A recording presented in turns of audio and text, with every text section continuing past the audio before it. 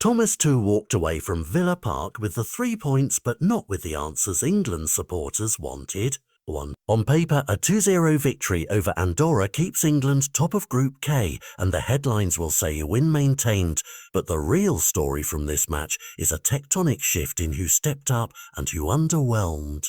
A first-half own goal under pressure and a Declan Rice header smoothed the scoreboard, yet what stayed with viewers and pundits after the whistle was the emergence of Elliot, handed his senior debut and rewarded with a display of calm, tackling and intelligent positioning that had Tuchel smiling and crucially saying the words every young player dreams of. He'd have passed the test. Anderson's presence in midfield gave a spine to play through. He read second balls, broke lines, and on more than one occasion looked like the sort of no-6 England have been searching for, someone capable of anchoring possession and switching play under pressure.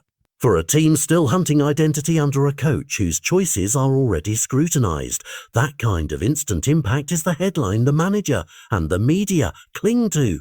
But for all the praise heaped on Anderson, Tuchel's post-match tone was far less flattering for his attacking options.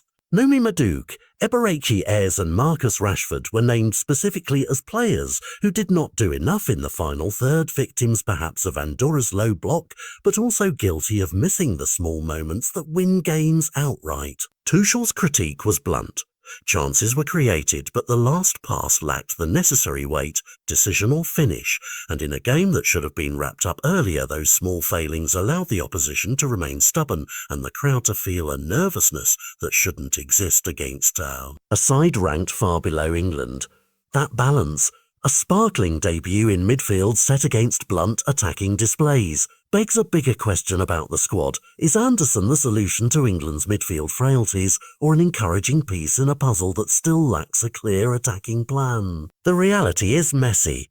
A new man who looks composed next to Declan Rice is a positive, but when the forwards repeatedly fail to turn dominance into a decisive scoreline, the manager's patience and the fans' optimism are both tested.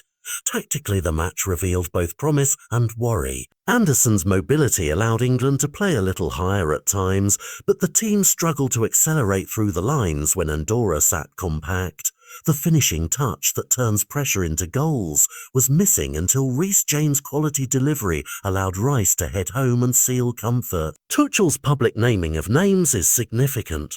Managers rarely single out multiple attackers unless they believe a message must be sent, and that public reckoning will echo in training and in selection debates before the trip to Belgrade. Serbia looms as a far sterner test than a principality that defends in numbers. If Tuchel wants more fluency and ruthlessness from his front line, he must decide whether to change personnel, adjust roles, or trust combinations that simply didn't click at Villa Park. For the narrative arc of this campaign, the Anderson moment is a gift. It gives Tuchel a fresh option and the squad a storyline of hope. But the louder, surer story is that England's attack must become more clinical, more decisive and more creative under pressure. Otherwise, a surprise debut will be a one-off headline instead of the start of a new era. The manager's comments after the match were equal parts praise and warning.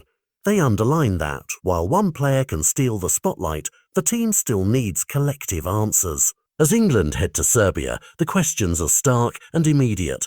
Can Tuchel translate Anderson's bright debut into a genuine tactical improvement, and can his forwards respond to public criticism with performances that silence doubts rather than amplify them? If Villa Park taught us anything, it's that a debut can light a fuse, but it will take more than one bright night to set the kind of fire England need to carry them through qualifying and beyond.